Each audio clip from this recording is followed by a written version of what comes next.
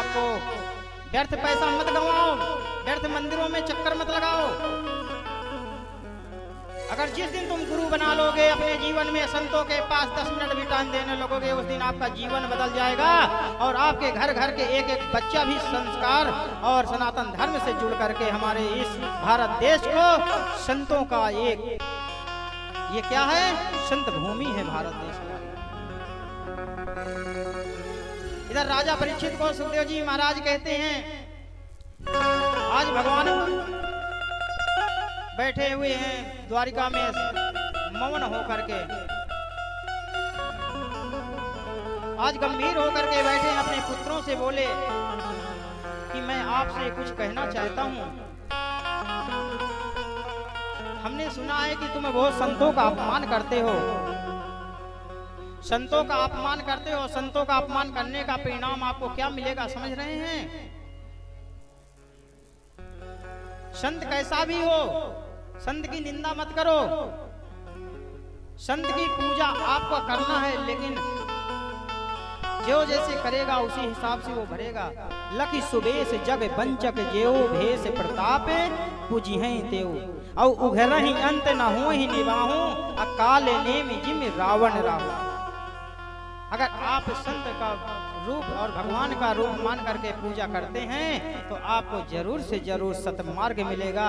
यही हमारा आशीर्वाद है, यही श्री संतों का आशीर्वाद है। पुत्रों ने आज कहा, आप क्या उपदेश देना चाहते हैं? भगवान ने कहा, देखो आप लोगों ने कभी कभी संतों का अपमान करते हो, ये हमने सुना है, और संतों का अपमान मत करना कभी भी। संत मेरे हृदय में वास करते हैं और संतों के हृदय में मैं 24 घंटे रहता हूँ। ये बसे हुए अंधकार में जो प्रकाश भर दे हृदय में, वही संत है, वही गुरु है।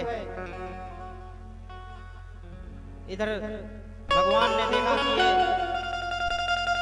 शाम के पेट में कपड़ा भर दिया और ये हंसते हंसते भगवान की बात टाल दिया और जाते हैं सभी भगवान के पुत्र और सखा से मिल करके संतों के पास कि आज भगवान के कहने के अनुसार पिताजी हमारे कहते हैं संतों का अपमान, देखते हैं संतों की क्या कृपा है, संतों के अंदर क्या आशीर्वाद है। और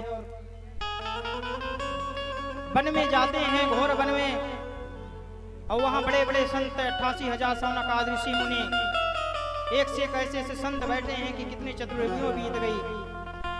विश्वामित्रो वसेति कर्णो दुर्वासा भृगुअंगिरा कश्यपो वामदेवो अत्रि वसिष्ठो नारद। विश्वामित्र सेत कर्णो दुर्वासा भृगु अंगिरा कश्यप वामदेव, ऐसे बड़े बड़े ऋषि संत बैठे हुए वहां पे। कहते हैं बाबा ये हमरे भाभी के पुत्र होगा या पुत्री होगी। संतों से मजाक महंगा पड़ जाता है। संत क्या कहते हैं, जाओ तुम्हारा कहना तथास्तु, सत्य वचन होगा। और जब बालक लौटते हैं और कहते हैं, बाबा से बताते हैं, वसुदेव से कहते हैं कि आज ऐसा ऐसा बात हो गई, संतों ने श्राप दे दिया। जब उग्रसेन के पास गए तो उग्रसेन ने देखा कि उनके कपड़े की पोटली एक भरे हुए हैं जो लोहे की मूसर बन गई, और उसको पीस करके बोले संत ऐसे बोलते ही रहते, समुद्र में फेंकवा दिया।